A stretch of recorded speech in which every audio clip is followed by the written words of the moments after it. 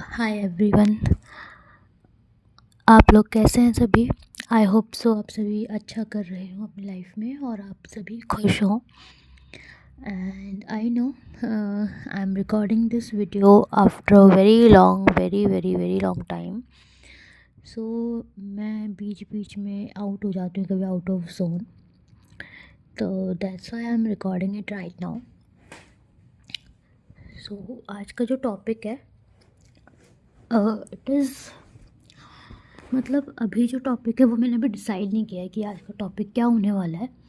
तो may be मैं इस ऑडियो और यू कैन से वीडियो के एंड पे टॉपिक डिसाइड करने वाली हूँ कि ये टॉपिक क्या था। तो बेसिकली आज मैं कुछ चीज़ें डिस्कस करना चाहूँगी related to relationships you can say, और little bit of flavour of marriage. Basically I am single, so don't think कि मैं अपने बारे में बात कर रही हूँ, बट मेरे नोन में ही है। मैं उसकी स्टोरी बताऊँगी। तो उनकी रिसेंटली शादी हुई है एंड मतलब आप लगा सकते हैं कि now it is going to be 1 year, but since the day that girl has got married she is not happy.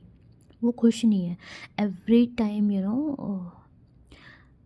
She has to suffer something and they are like very there. पहले जो थे ना, मतलब उनका जो behaviour था before marriage, they were all good. Her husband, her family, her sister in law, जिसे हम कहते हैं जेठ जेठानी, ननद, फलाना ढिमकाना, वॉट एवर वी से, तो everything was fine before marriage. And फिर देन आफ्टर मैरिज क्या हुआ कि the first day only she felt something different. She felt awkward, right. But she thought कि अभी न्यूली शादी हुई है तो maybe this is the thing. And at that time her family, like her जेठ जेठानी एंड सासू माँ was okay, they were fine.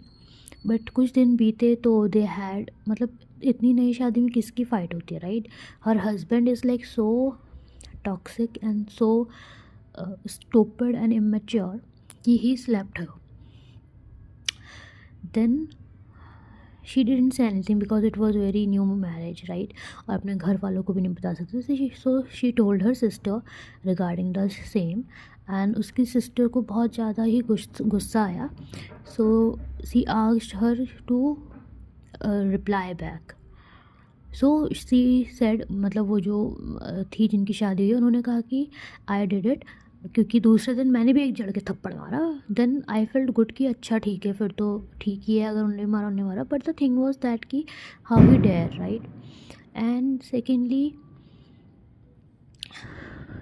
Till and he is in some job, ठीक है। तो वो मतलब महीने महीने के लिए बाहर रहते हैं। तो when ever he comes, her sister she never feels good. I mean कुछ ना कुछ उस आदमी के पास होता है लड़ने के लिए, या he assassinate her character, and he says like he use very abusive language. Then he suddenly he changes his mood, and he says I mean have you seen Chameleon, like Gilgit, जो रंग बदलता है पल पल में? So he's like that. So whenever उसकी बहन उसको कहती है कि मैं अगर तुम्हारा ऐसे बिहेवियर रहा तो छोड़ दूँगी, एंड ही इज़ लाइक अ जुआरी, क्या बोलते हैं उसे इंग्लिश में,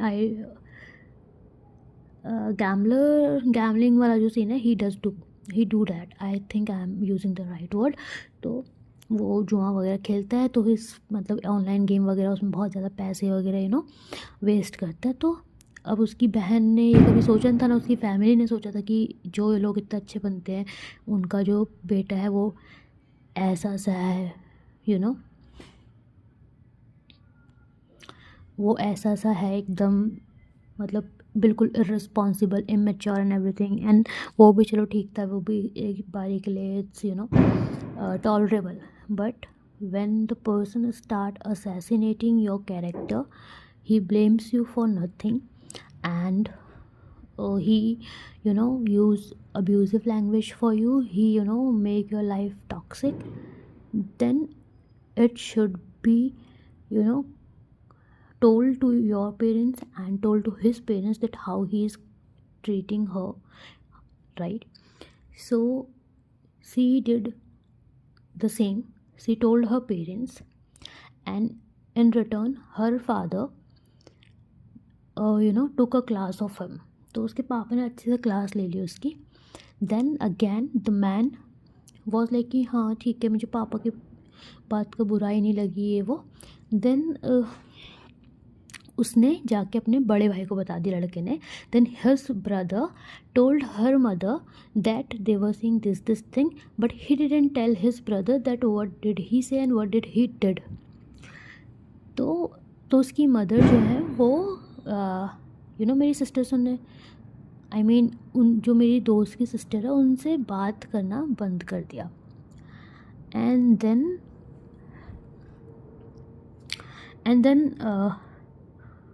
what happens, she get ill. And वो उनको उसकी सिस्टर को बुखार आता है, फीवर आता है. तो nobody is ready to take her to the hospital, not even her husband and her in-laws. Even her mother-in-law said that she is making excuses, she is acting and all that. Who does say these things? मतलब humanity नाम की कोई चीज़ नहीं है लोगों के अंदर. तो my friend told me regarding this, and then when she told her family to do that, they are doing like this, and her sister, तो उसकी बहन ने उसको मतलब जो मेरी फ्रेंड है उसने अपनी बहन को, और मेरी भी वो दीदी लगती हैं, तो उनको इतना अपनी बहन को ही इतना सुना दिया व्हेन शी वाज तो उसने बोला कि आप स्टैंड क्यों ले रहे, मतलब स्टैंड लो, करो, उनको बोलो, अगर नहीं होते हैं तो अपना कम सामान उठाओ, निकल लो वहाँ से, ऐसा. तो she told her like that. So her sister did the same.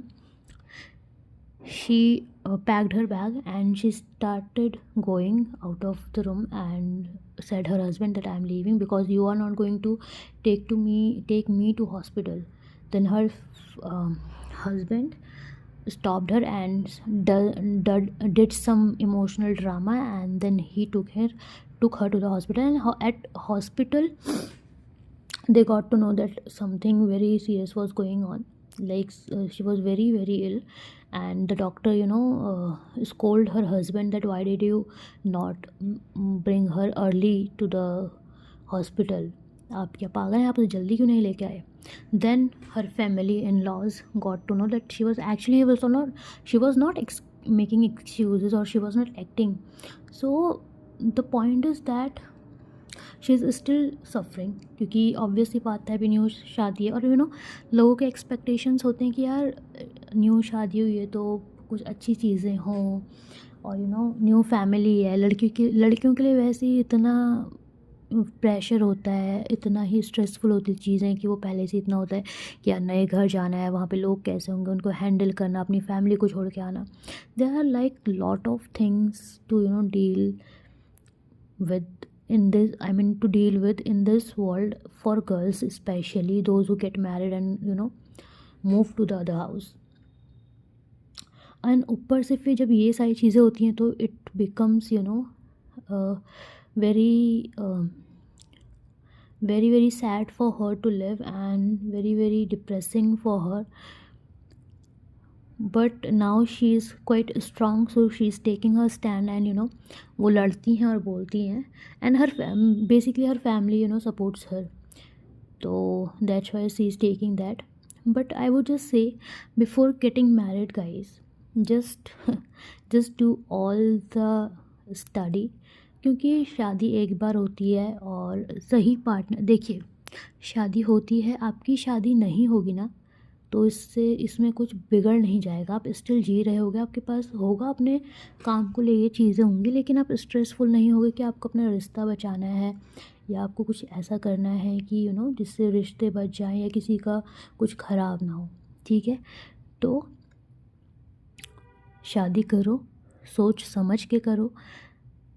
और मैं तो ये कहूँगी कि 1 साल तो एटलीस्ट हो, ताकि सामने वाले के इंटेंशंस तो समझ में आए, और शादी का रिश्ता पक्का होते ही प्यार में मत पड़ो।